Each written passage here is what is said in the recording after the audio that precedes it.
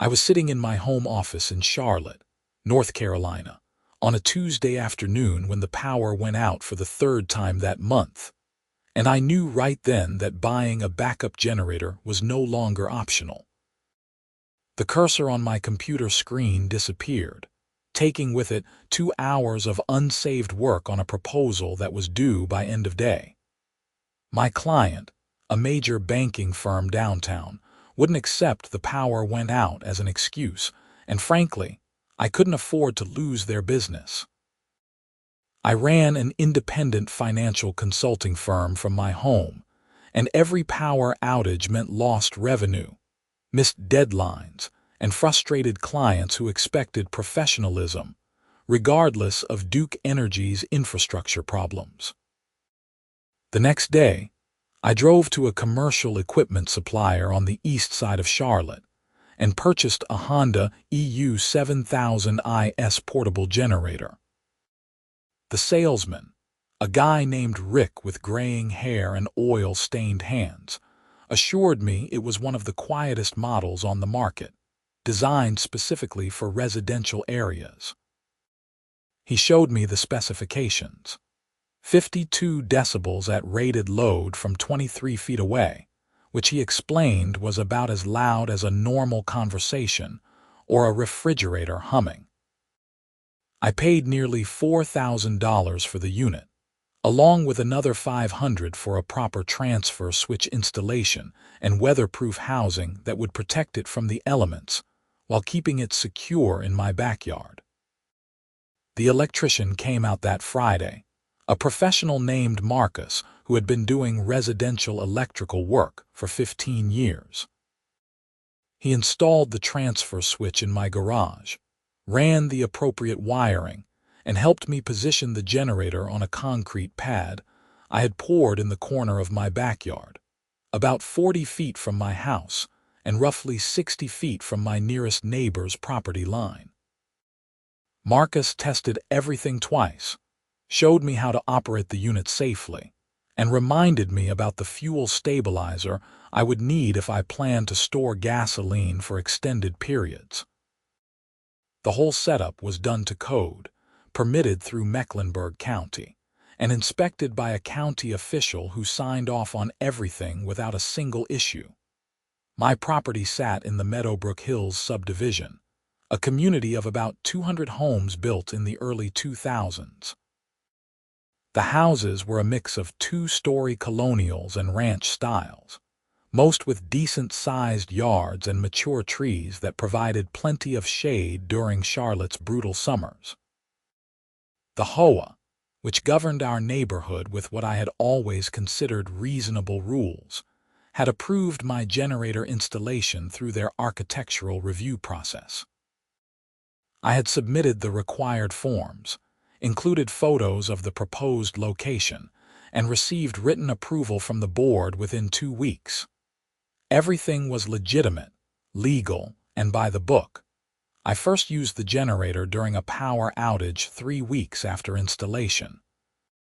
A summer storm rolled through Charlotte around 6 in the evening, bringing with it heavy rain, lightning, and winds that knocked out power to about 15,000 customers in our area. While my neighbors sat in darkness, my house remained lit, my air conditioning continued running, and most importantly, my home office stayed operational. I was able to finish a critical analysis for a client while everyone else on my street was lighting candles and checking their phones for updates from the power company. The generator ran smoothly, quietly humming away in its weatherproof enclosure in my backyard.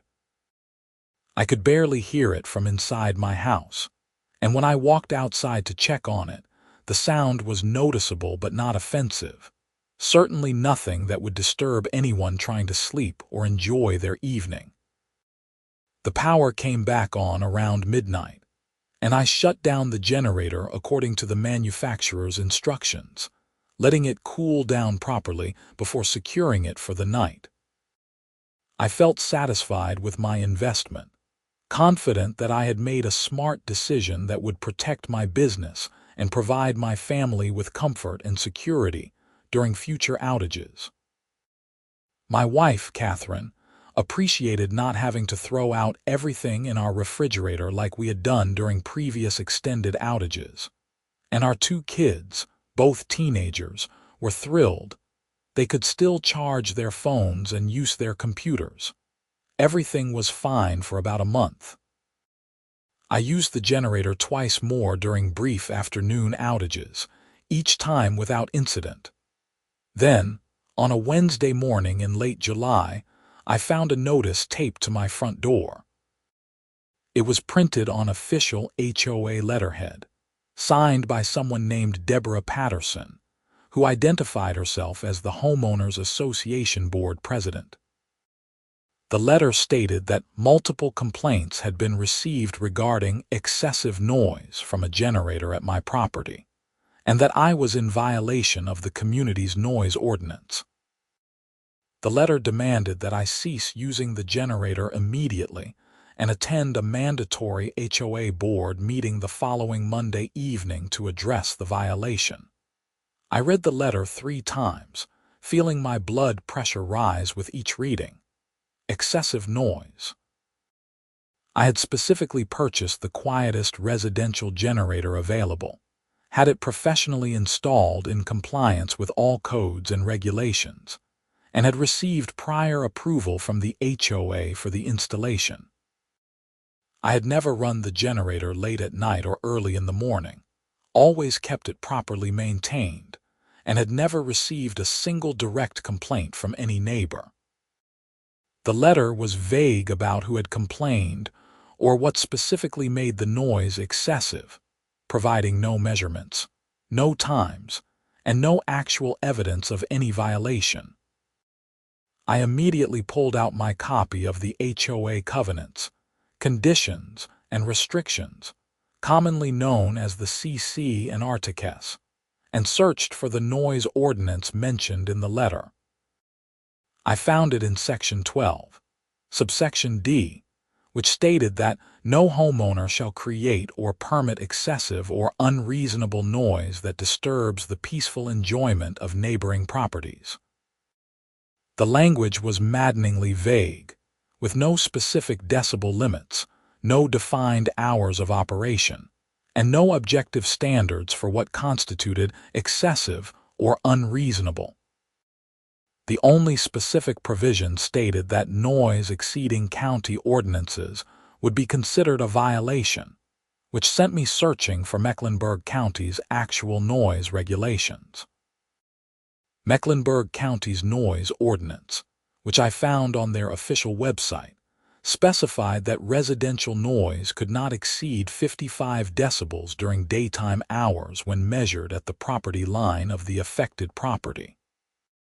My generator produced 52 decibels from 23 feet away, and it was positioned 40 feet from my own house and at least 60 feet from any neighbor's property line.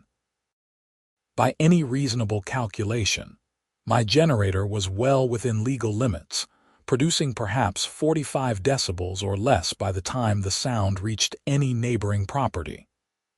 I had documentation, specifications, and manufacturer data to prove it. This complaint was either based on someone's subjective annoyance or was completely fabricated. I spent the weekend gathering documentation. I printed the manufacturer's specifications for my generator model. I compiled my approved HOA architectural review application and the board's written approval.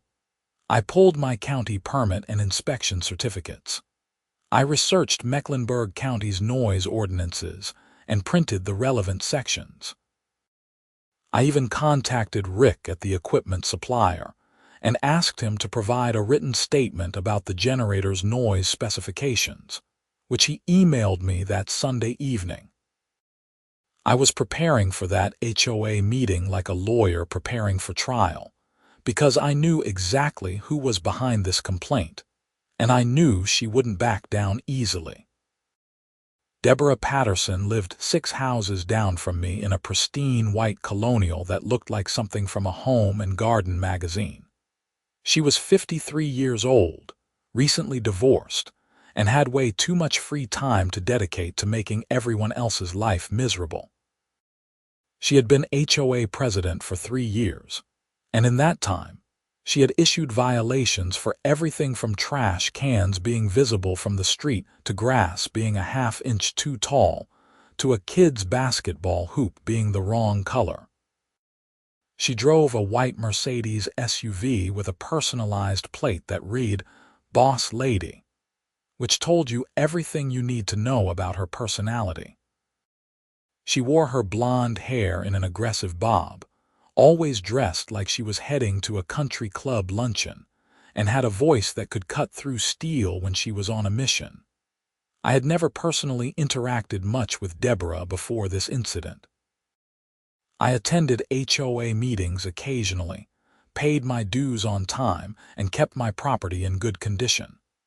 I had voted against her re-election the previous year, but so had about 40% of the neighborhood, so that wasn't particularly notable. I suspected this generator complaint was her way of flexing her authority, of reminding everyone that she controlled what happened in Meadowbrook Hills, regardless of what the actual rules said or what common sense dictated. Monday evening arrived, and I walked into the community clubhouse at 7 o'clock sharp, carrying a folder thick with documentation. The clubhouse was a modest building near the neighborhood entrance, featuring a large meeting room, a small kitchen, and a pool table that nobody ever used. About 30 residents had shown up for the meeting, which was a much larger turnout than usual. Word had apparently spread about the generator controversy, and people were curious to see how it would play out. Deborah sat at the front of the room behind a folding table, flanked by the other board members. Greg Morrison, the vice president who owned a car dealership and rarely spoke. Linda Chen, the treasurer who seemed perpetually stressed. And Robert Hayes, the secretary who mostly just nodded along with whatever Deborah said.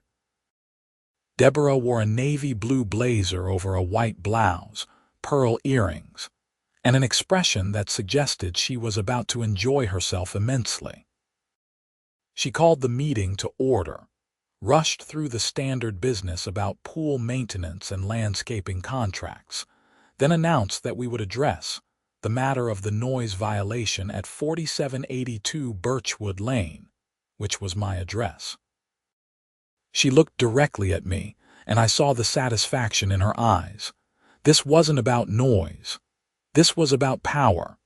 I stood up when she called on me, introduced myself as Blake Wilson for anyone who didn't know me, and walked to the front of the room. I had prepared a short presentation, and I wasn't going to let Deborah control the narrative. I purchased and installed a backup generator for my home office in June, I began, keeping my voice calm and professional. Before installation, I submitted an architectural review application to this board, including detailed information about the generator model, its location, and its specifications. The board approved my application in writing. I have that approval here. I held up the letter with Deborah's own signature at the bottom. Her expression didn't change, but I saw Linda glance at her uncertainly.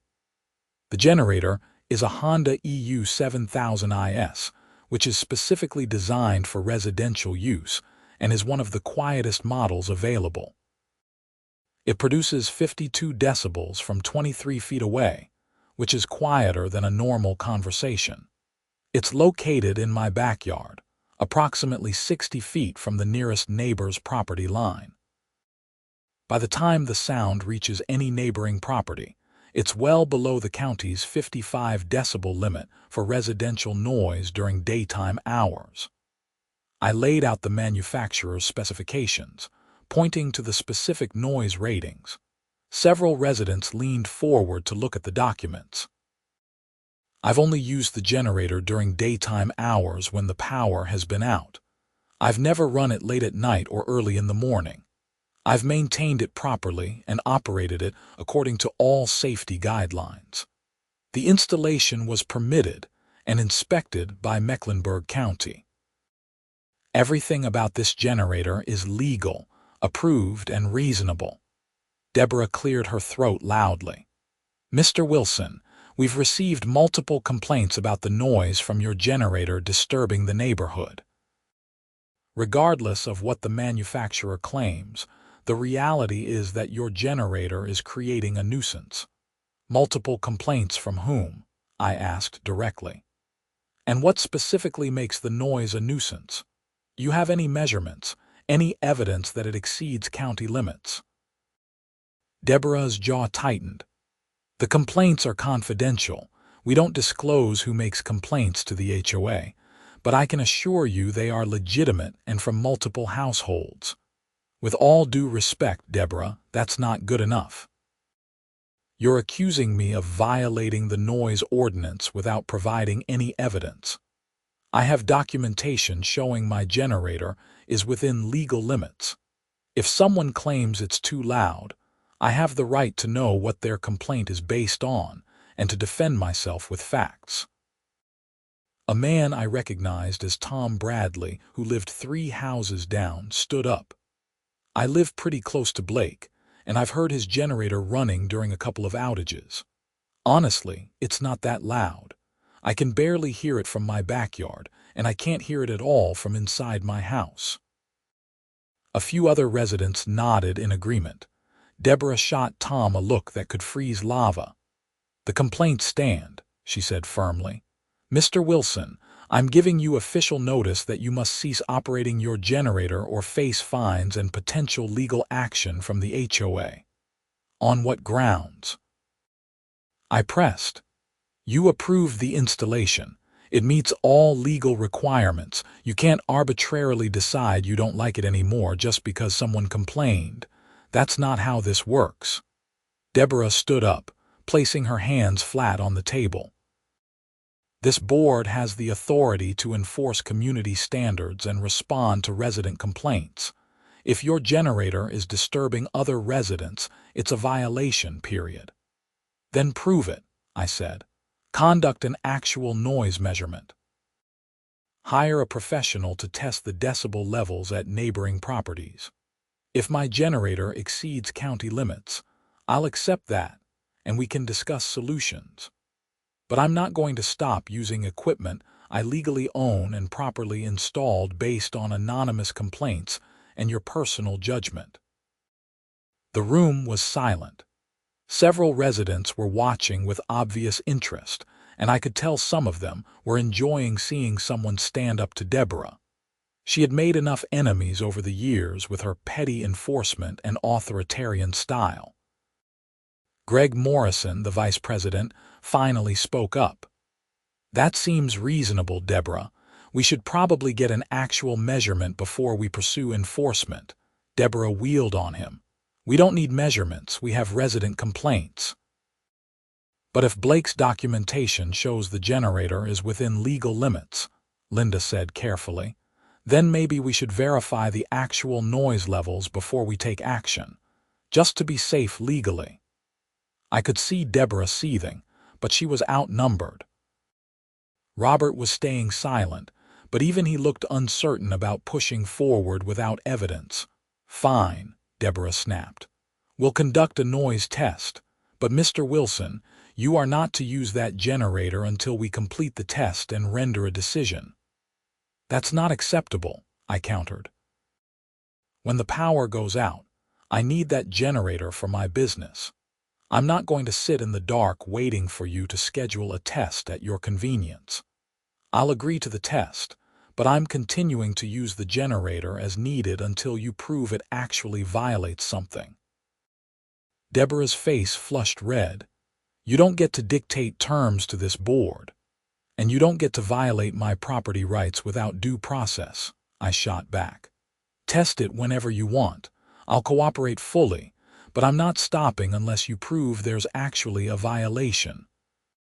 The meeting devolved into argument after that, with several other residents chiming in with opinions about HOA overreach, noise complaints, and property rights. Deborah tried to maintain control, but the meeting had gotten away from her. She finally adjourned abruptly. announcing that the board would schedule a professional noise assessment and notify me of the date and time. I left the clubhouse feeling both vindicated and frustrated. I had made my point, but I knew Deborah wouldn't let this go. This had become personal for her, a challenge to her authority, and she would do whatever she could to prove me wrong and force me to remove the generator. 2 weeks passed with no word from the HOA. I used the generator twice during brief power outages, each time documenting the exact times, duration, and weather conditions, just to have a record. Then, on a Thursday afternoon, I received a certified letter from the HOA announcing that a professional noise assessment would be conducted the following Tuesday at 2 in the afternoon. The letter stated that I was required to operate my generator at that time so measurements could be taken, and that a certified acoustical consultant would perform the testing. I called the phone number listed for the consultant, a company called Precision Sound Analysis based in Charlotte. I spoke with the owner, a guy named David Martinez, who had a degree in acoustical engineering and 15 years of experience doing noise assessments for commercial and residential disputes. He sounded professional and straightforward, explaining that he would use calibrated sound level meters to measure the generator noise at various locations, including at my property line and at neighboring properties. He emphasized that he was neutral and would simply report the facts, letting the HOA and me sort out what to do with the data. Tuesday arrived with clear skies and temperatures in the high 80s, typical for Charlotte in August. David showed up at 1:30, driving a white van with his company logo on the side. He was about 45, average height, with dark hair going gray at the temples and an easygoing demeanor. He carried a large case containing his sound measurement equipment and asked me to show him the generator setup before we began. I walked him through my backyard, showed him the generator on its concrete pad in the weatherproof enclosure, and explained the installation. He examined everything, took photos, and measured distances from the generator to various property lines using a laser measuring device. He was thorough and professional, asking technical questions about the generator model, how I operated it, and whether I had made any modifications. At 2 o'clock, Deborah arrived, accompanied by another woman I didn't recognize. Deborah introduced her as Patricia Fleming, a concerned neighbor who has been directly affected by the noise. Patricia was probably in her early 50s, with short brown hair and a pinched expression. She lived in the house directly behind mine, though our properties were separated by a good 70 feet due to the layout of our backyards. "Let's proceed with the assessment," David said, all business. "Blake, please start your generator and run it at typical operating load." I fired up the generator, which started smoothly on the first pull. The Honda's engine settled into its normal running rhythm, a steady hum that was definitely audible but not harsh or jarring. David began his measurements, starting at the generator itself, then moving to various points in my backyard. He held the sound level meter at arm's length, waited for the reading to stabilize, and recorded data on a clipboard. He was meticulous, taking multiple readings at each location and noting the exact position. He moved to my property line, took several measurements, then asked if he could access the neighboring properties to take readings there as well. I had already gotten permission from Tom Bradley and another neighbor, Susan Park, both of whom had indicated they had no problem with my generator. Patricia, of course, insisted David take measurements in her backyard as well. We spent the next hour walking through various properties while David took readings. Deborah followed him everywhere, watching like a hawk, clearly hoping the measurements would prove me wrong. Patricia kept commenting about how unbearably loud the generator was, though she never spoke loudly enough to be heard over the generator's actual noise, which should tell you something about her credibility. When David finished, he asked me to shut down the generator. The sudden quiet was almost startling after an hour of continuous operation. David packed up his equipment and told us he would compile his report and send it to both me and the HOA within 48 hours. "What were the readings?" Deborah demanded. "Is it over the legal limit or not?" David smiled politely. "I'll include all measurements and analysis in my written report. I don't provide verbal conclusions on site." Deborah looked frustrated, but there was nothing she could do. David left, and I went back inside, feeling cautiously optimistic. I had seen him taking notes, seen him measuring at various distances, and I was confident the data would support what I already knew. My generator was well within legal limits. David's report arrived via email Thursday morning, exactly 48 hours after the testing. It was a comprehensive 12-page document with detailed measurements, analysis, and conclusions. I read through it carefully, and with each page, my confidence grew. The key findings were clear and unambiguous. At my property line, the generator measured 49 decibels. At the nearest point of Tom Bradley's property, it measured 47 decibels. At Susan Park's property, 46 decibels. At Patricia Fleming's property, the reading was 48 decibels at the nearest point and 44 decibels at her house. David's report explicitly stated that all measurements were well below Mecklenburg County's residential noise limit of 55 decibels during daytime hours, and that the generator was comparable in volume to ambient neighborhood noise, including traffic, air conditioning units, and lawn equipment. David's conclusion was unequivocal. The Honda EU 7000 IS generator operated by Blake Wilson at 4782 Birchwood Lane produces noise levels that are in full compliance with all applicable county noise ordinances. The measurements taken at all neighboring properties fall within acceptable ranges for residential areas. There is no evidence of excessive or unreasonable noise that would constitute a nuisance under standard acoustical engineering criteria.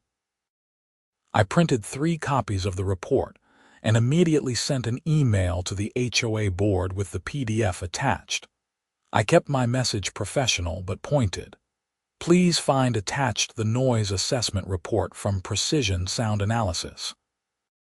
As the report clearly demonstrates, my generator operates well within all legal limits. I trust this resolves the matter, and I will not receive any further complaints or violations regarding my generator use. Thank you for conducting the professional assessment as we agreed. I didn't hear anything for 3 days. Then, Friday afternoon, another certified letter arrived. This one was even more aggressive than the first. Deborah, writing as HOA president, stated that while the decibel measurements were technically within county limits, the generator still constituted a nuisance and disturbance to neighbors, and that I was ordered to cease operation immediately.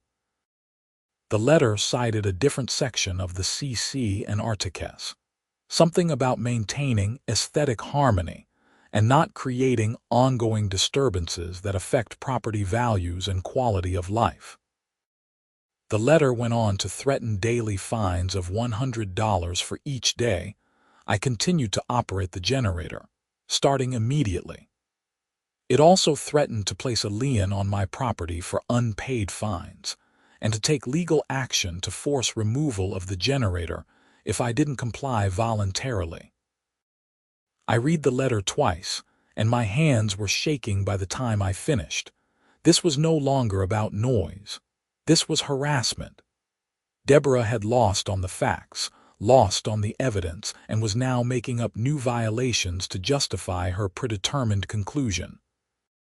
She was abusing her position as HOA president to bully me into submission, and she clearly thought she could do it because most people wouldn't fight back against the time, expense, and hassle of a legal battle.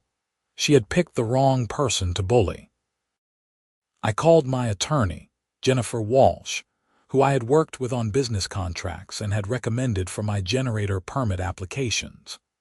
Jennifer practiced real estate and contract law with a small firm in Charlotte, and she had experience dealing with HOA disputes.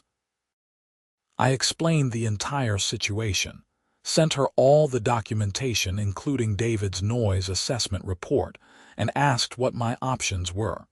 Jennifer reviewed everything over the weekend and called me Monday morning. "Blake, you have an excellent case. The HOA approved your generator installation. It meets all legal requirements, and you have professional documentation proving it's not a noise violation. Deborah is overreaching badly, and honestly, she's opening the HOA up to significant legal liability." "So what do we do?" I asked. "First, I'm going to send a cease and desist letter to the HOA, specifically to Deborah as president and to the other board members. I'll outline your legal position, reference the noise assessment, and make clear that any fines or liens placed on your property will result in immediate legal action. Second, I'm going to demand they reimburse you for the cost of the noise assessment, which you shouldn't have had to pay for since you weren't actually in violation of anything." "Will that stop her?" I asked, doubting it would. "Probably not," Jennifer admitted. "But it creates a legal record and puts the board on notice that you're serious. If they proceed with fines or liens, we'll file for an injunction and possibly sue for harassment and abuse of process." Most HOA board members, once they realize they could be held personally liable, back down pretty quickly. The question is whether Deborah will drag the other board members down with her, or if they'll realize she's gone off the rails. Jennifer sent her letter that afternoon, and I received a copy by email. It was thorough, professional, and devastating in its analysis of Deborah's overreach.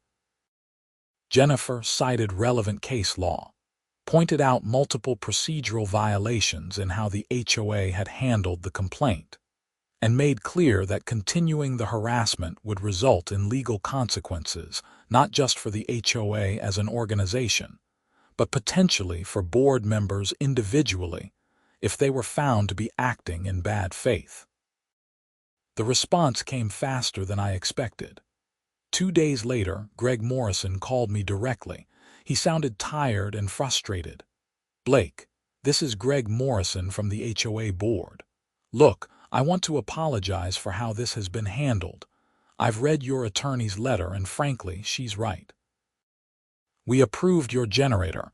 It's within all legal limits and Deborah has been pushing this way beyond what's reasonable." "I appreciate you saying that, Greg," I said carefully. "The problem is Deborah," he continued. "She's convinced there's a real noise issue and that we need to enforce this. She's talking about moving forward with the fines regardless of the noise assessment. I wanted to give you a heads up because I think this is going to get messier before it gets better." "Why are you telling me this?" I asked. Greg sighed heavily. "Because I'm tired of Deborah running this HOA like her personal fiefdom. She's driving people crazy with petty violations and power trips. Your situation is just the latest example.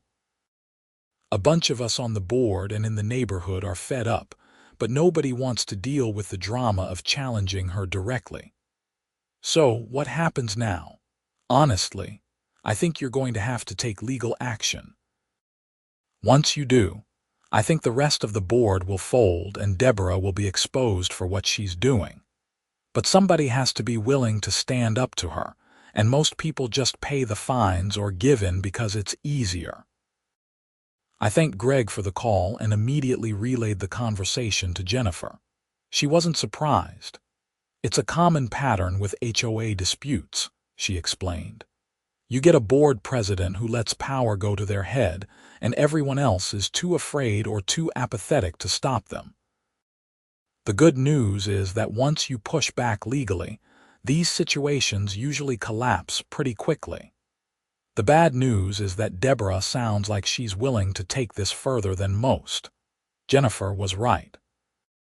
The following week, I received official notice that the HOA had placed a lien on my property for unpaid fines totaling $700, representing 7 days of violation fines at $100 per day.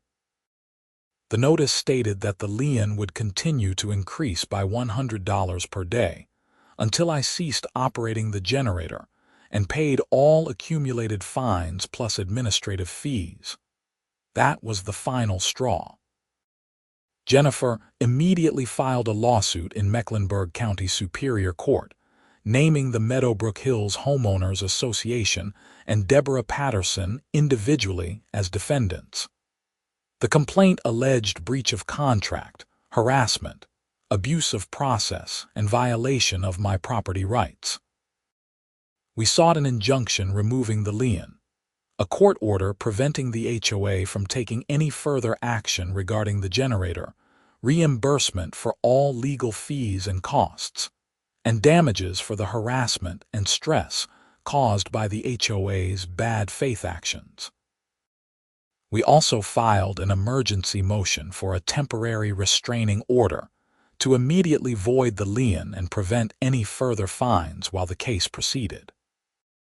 Jennifer explained that emergency motions got heard quickly, usually within a week, and that based on the facts of our case, we had a good chance of getting the relief we requested. The hearing on the emergency motion was scheduled for the following Thursday.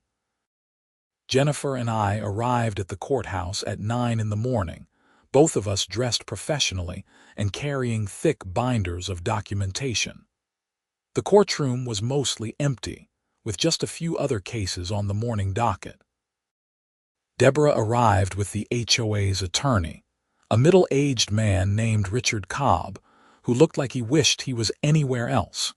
Judge Martha Reynolds took the bench promptly at 9:30. She was in her early 60s, with gray hair pulled back in a tight bun and sharp eyes that suggested she didn't suffer fools gladly. She reviewed the motion and the responsive briefs quickly, then looked up at both sides. "This is about a generator and noise complaints?"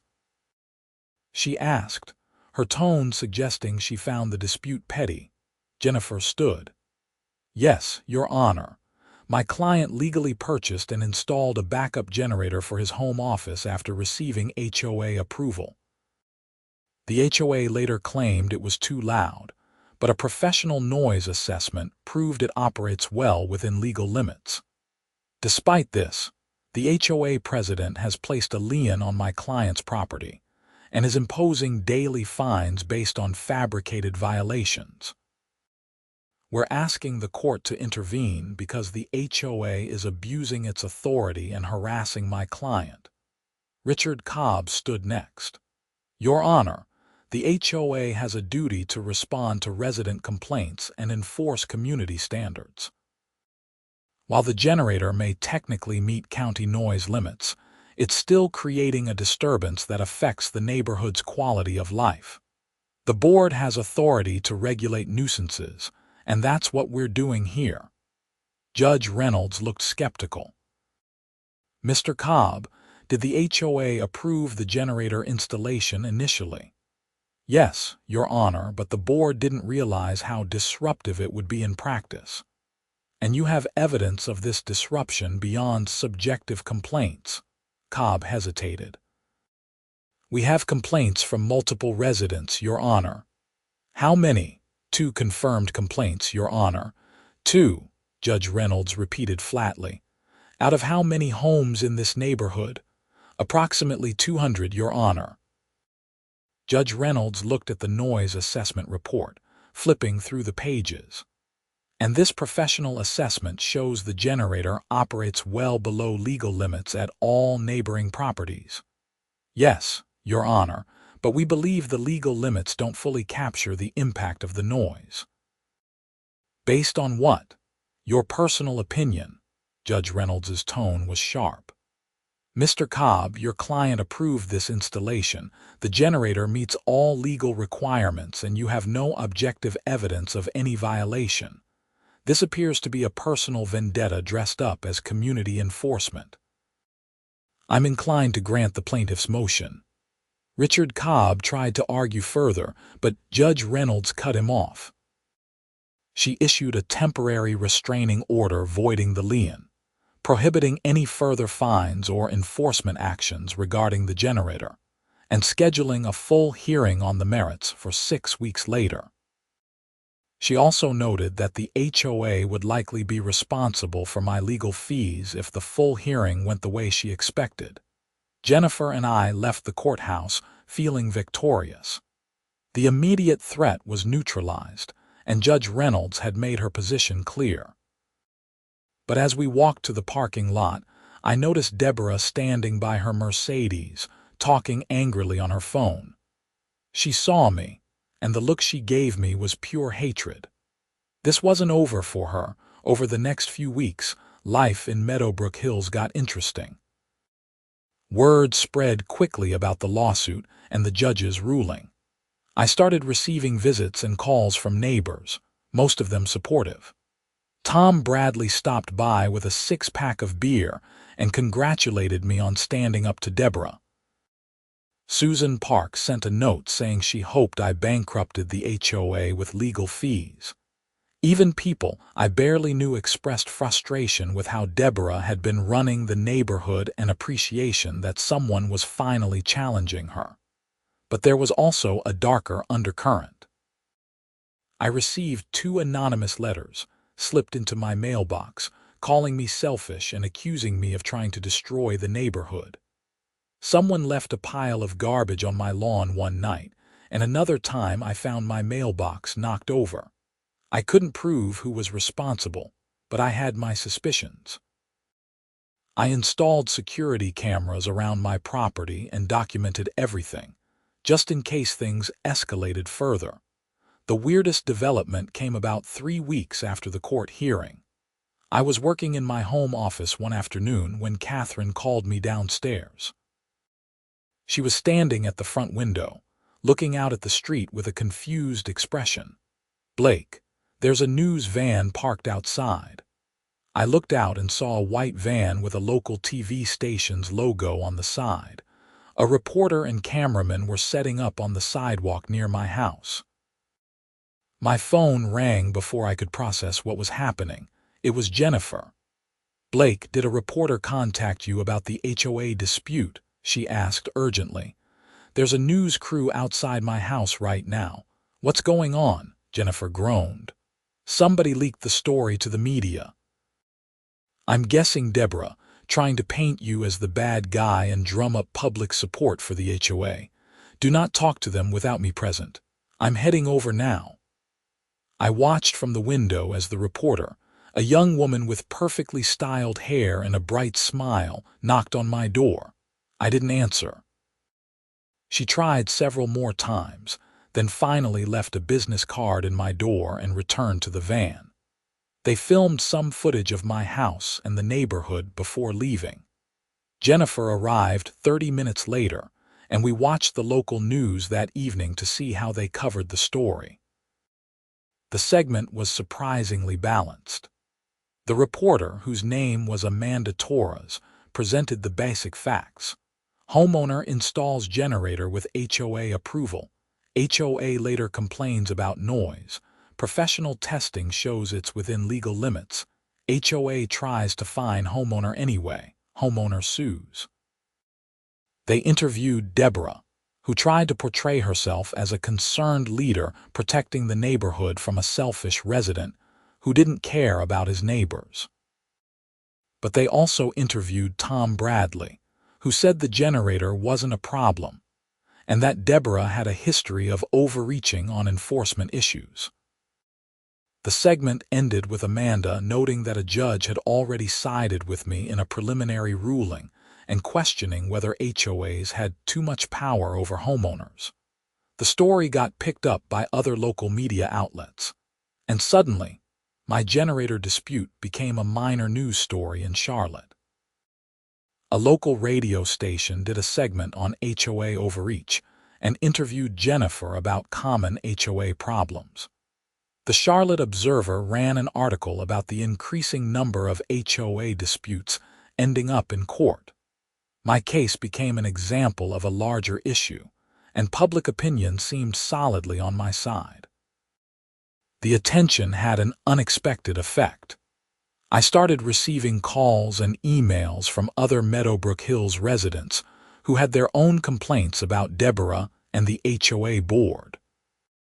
A woman named Rachel told me Deborah had fined her $2,000 for painting her front door a shade of blue that was not on the approved color list, even though 3 other houses in the neighborhood had similar blue doors. A couple named Mark and Jennifer described being fined for parking their work truck in their driveway overnight, despite no clear prohibition in the CC and Artiques. Another resident, Paul, said he had been threatened with violations for having a vegetable garden in his backyard that was supposedly visible from the street, though you would need binoculars to see it. The complaints kept coming, and a picture emerged of systematic abuse of power. Deborah had been using her position to enforce petty violations selectively, targeting people she didn't like or who had crossed her in some way. She ignored the same violations when committed by her friends or allies. She had created a climate of fear where people were afraid to challenge her, because they knew she would retaliate with more violations and fines. Several residents asked if they could join my lawsuit or file their own complaints. Jennifer suggested we organize a meeting to discuss options for broader action against the HOA board. We scheduled it for a Saturday afternoon at a local community center, and I was shocked when over 60 residents showed up. The meeting lasted 3 hours, with person after person sharing stories of harassment, arbitrary enforcement, and financial harm caused by Deborah's leadership. At the end of the meeting, a group of residents decided to file a petition to recall Deborah from the board and hold a special election for HOA president. Under the HOA bylaws, a recall petition required signatures from 25% of homeowners, which meant at least 50 signatures. We got 73 signatures that day, and more residents signed over the following week. The petition was submitted to the HOA board 10 days later, and by the bylaws, they were required to schedule a recall vote within 30 days. Deborah fought the recall attempt hard. She sent out a mass email to all residents claiming the petition was based on false accusations and orchestrated by a disgruntled homeowner who wants to undermine community standards. She held an emergency board meeting and tried to invalidate some of the petition signatures, claiming they were improperly collected or that some signers weren't eligible voters. Linda Chen, the treasurer, finally pushed back. I heard from Greg Morrison that Linda had threatened to resign from the board if Deborah continued obstructing the recall process, and that Robert Hayes was also wavering in his support. Deborah was running out of allies. The recall vote was scheduled for a Saturday in late September, to be held at the community clubhouse from 10 in the morning until 4 in the afternoon. Every homeowner could cast a ballot on whether to remove Deborah from the board. If more than 50% voted in favor of recall, she would be removed immediately, and a special election for a new president would be held within 2 weeks. The vote was intense. Deborah stationed herself outside the clubhouse for most of the day, trying to convince people to vote against the recall. She had printed flyers arguing that the recall was a personal vendetta, and that removing her would lead to chaos in the neighborhood. But the residents who had organized the recall were also there, quietly talking to people about the pattern of abuse and the need for change. Turnout was remarkable. 167 out of 200 households cast ballots, one of the highest participation rates in the HOA's history. The votes were counted that evening by an independent observer, a lawyer named Frank Morrison, who Greg had hired to ensure everything was fair and transparent. The result was decisive. 121 votes in favor of recall, 43 against, with 3 ballots spoiled. Deborah Patterson was removed as HOA president effective immediately. I didn't attend the vote counting, but Greg called me that evening to share the results. I could hear relief in his voice. "She's done, Blake." The neighborhood spoke loud and clear. "We're scheduling the election for a new president in 2 weeks, and I'm hoping you'll consider running." "Me?" I was surprised. "Greg, I don't want to be HOA president. I just wanted to use my generator in peace." "I know, but you've proven you'll stand up for what's right and you won't abuse the position. That's exactly what this neighborhood needs right now. Think about it." I didn't run for president. Instead, Greg Morrison stepped up, along with 2 other candidates who were both reasonable people with no axes to grind. Greg won the election with strong support, and the new board immediately set about reforming how the HOA operated. They revised the violation process to require objective evidence before fines could be imposed. They created an appeals process for disputed violations. They established clear limits on the president's authority and required board votes for any enforcement action over a certain dollar amount. Most importantly, they changed the culture from one of fear and arbitrary enforcement to one of reasonable community standards applied fairly. My lawsuit proceeded through the courts during this time.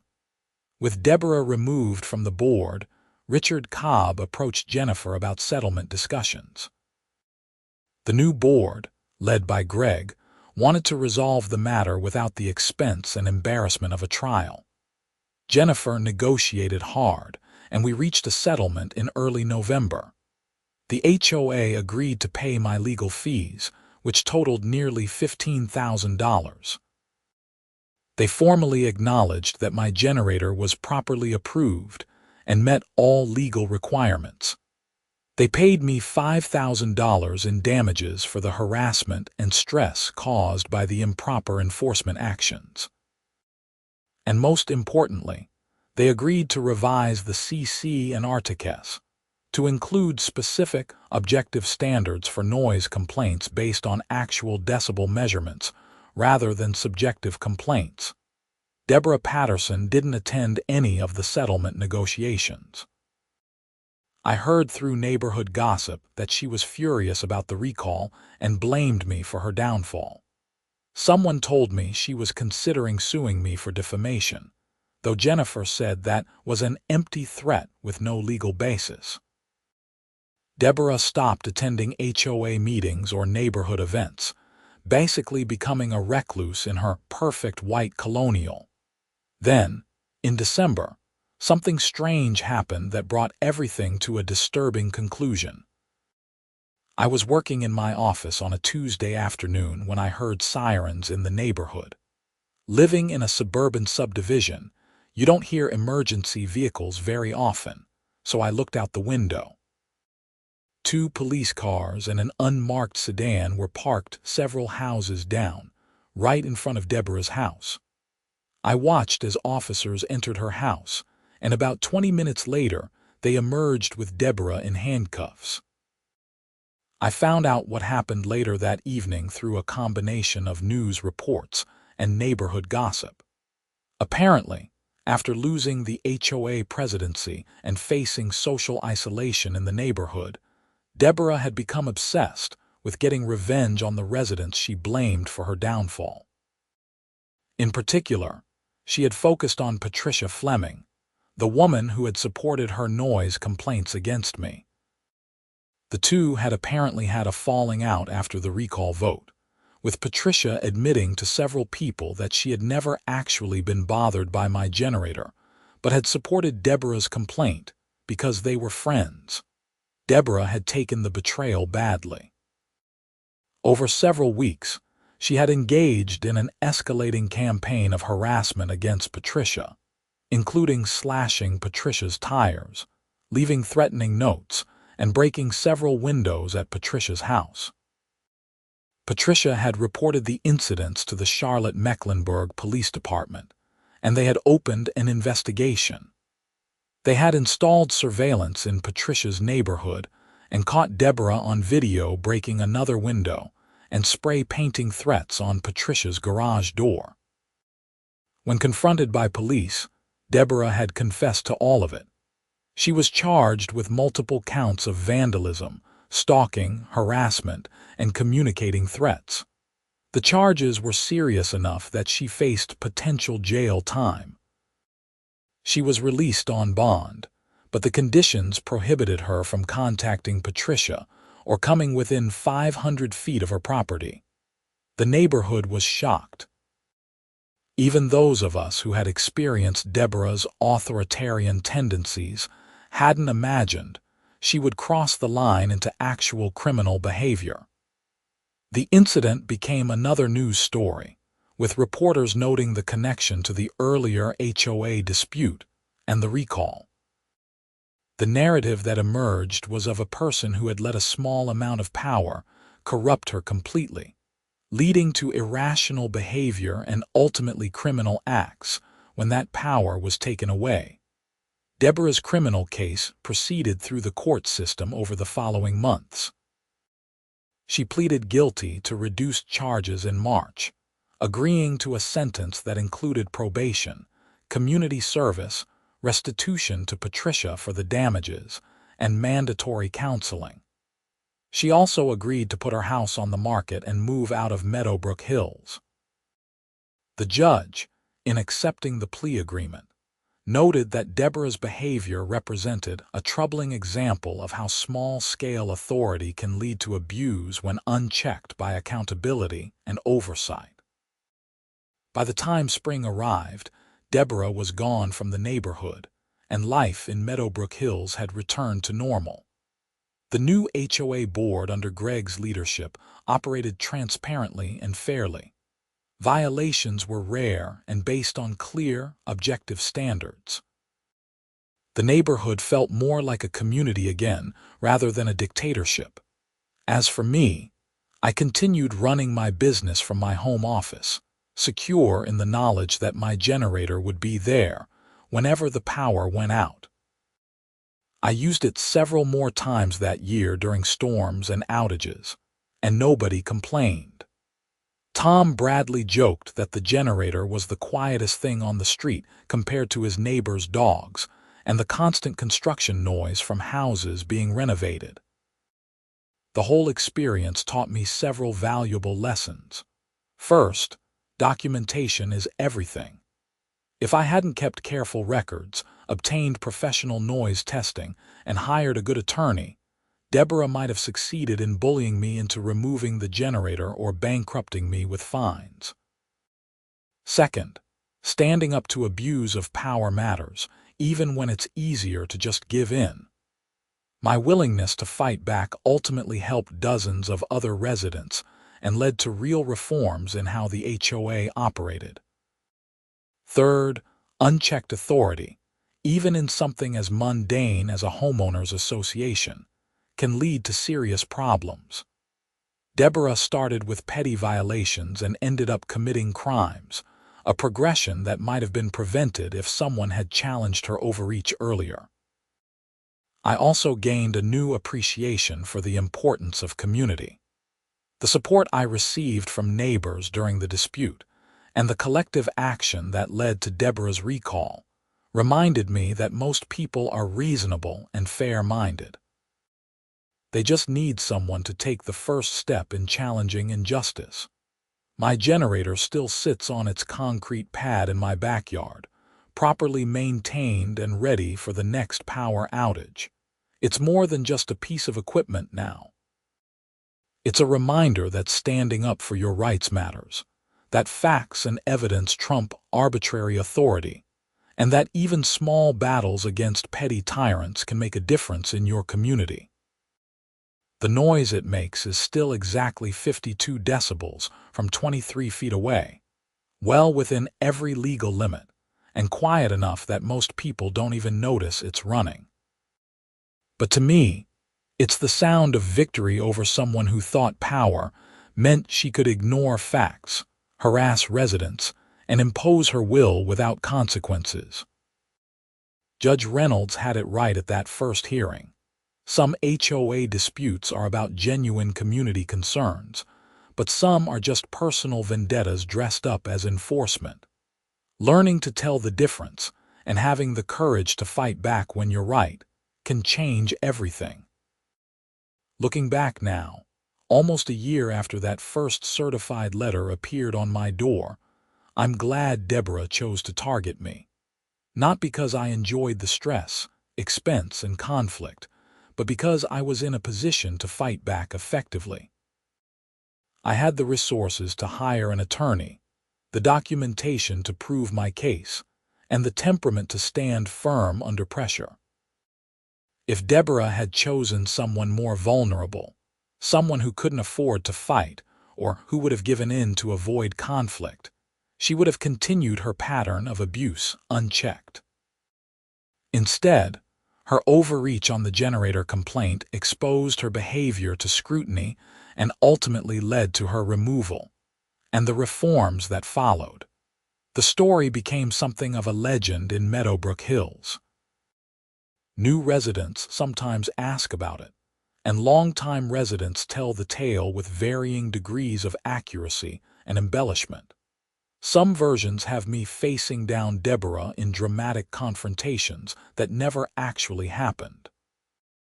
Others claim the generator dispute was part of a larger conspiracy or political battle, which is ridiculous.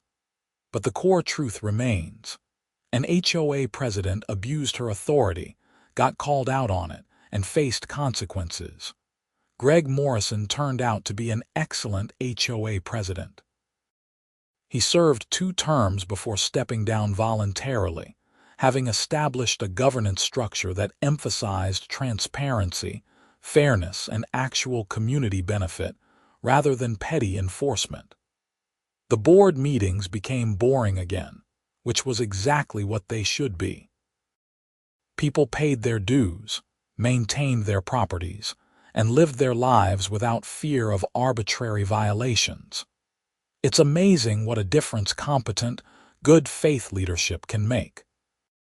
I still live in the same house on Birchwood Lane, still run my consulting business from my home office, and still value the security and peace of mind that my generator provides.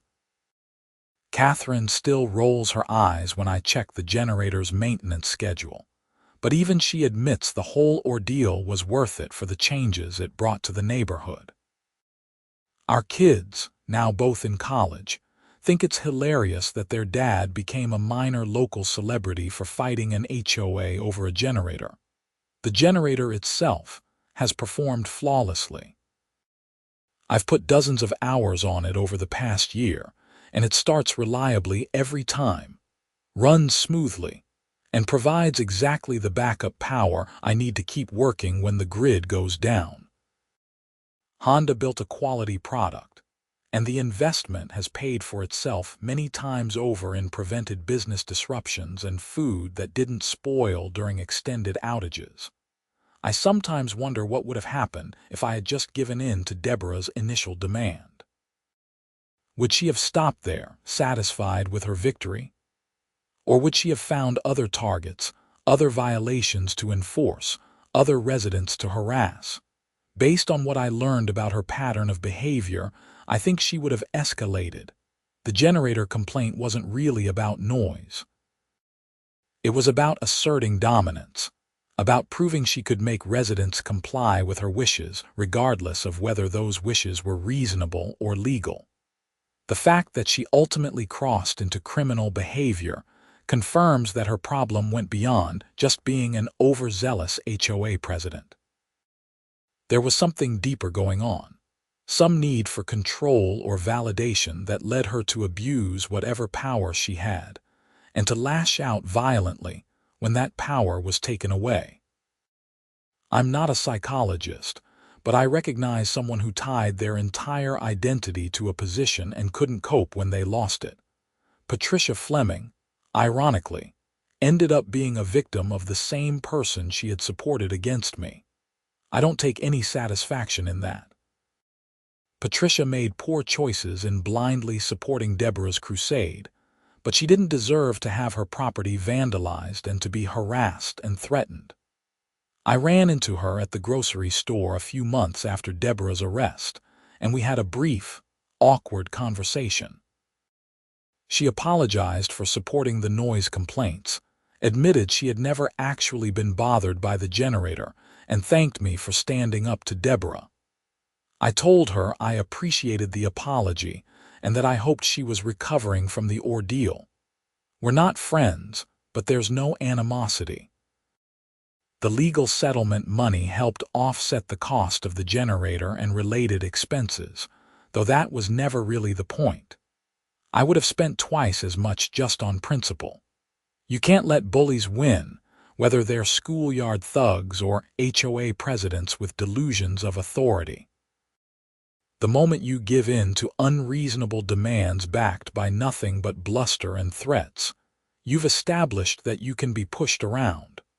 I wasn't willing to establish that precedent, and I'm glad I fought. Jennifer Walsh, my attorney, added my case to her portfolio of HOA dispute victories, and has since represented several other clients in similar situations. She told me that my case was particularly satisfying because the facts were so clear and the abuse of power so egregious. Most HOA disputes involve gray areas and competing reasonable interpretations of vague rules.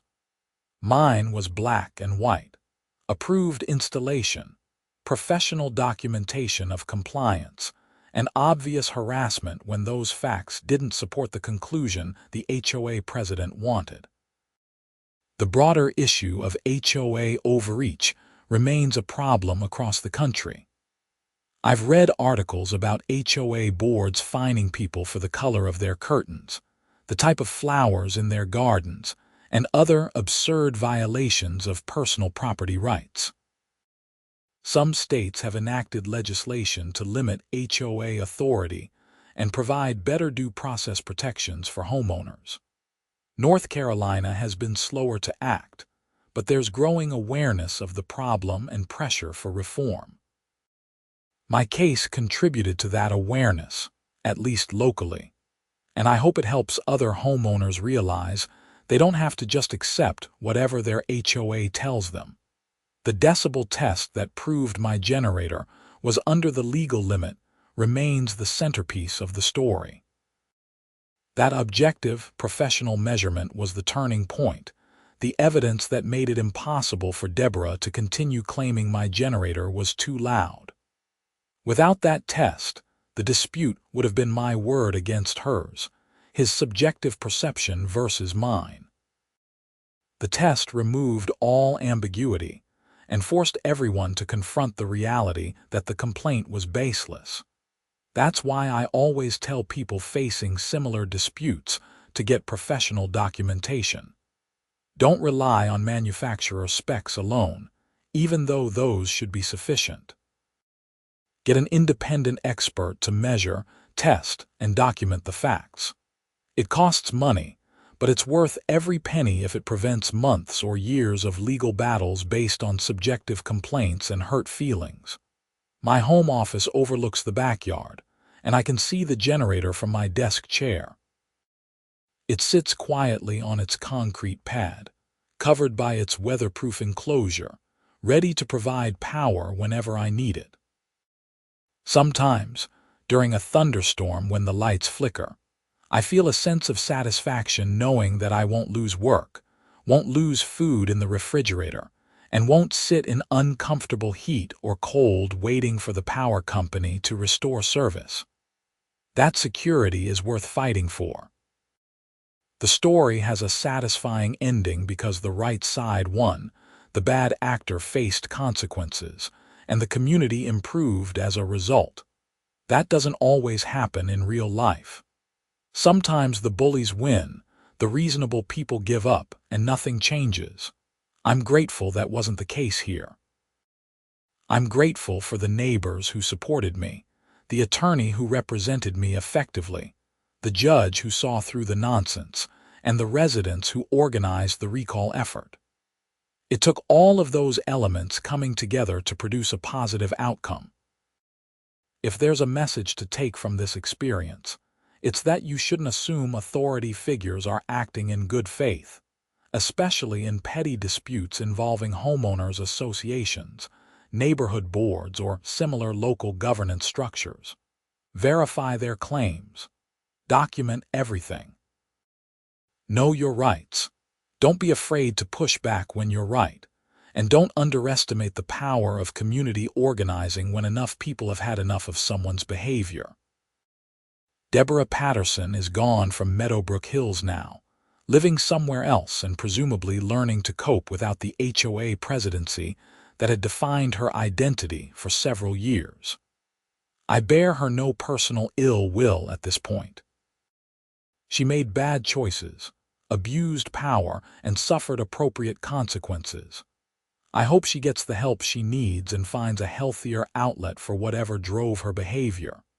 But I don't regret standing up to her, and I'd do it again without hesitation if faced with similar circumstances. My generator still hums at 52 decibels, well under the legal limit, providing power, security, and peace of mind whenever I need it. And that's exactly how it should be.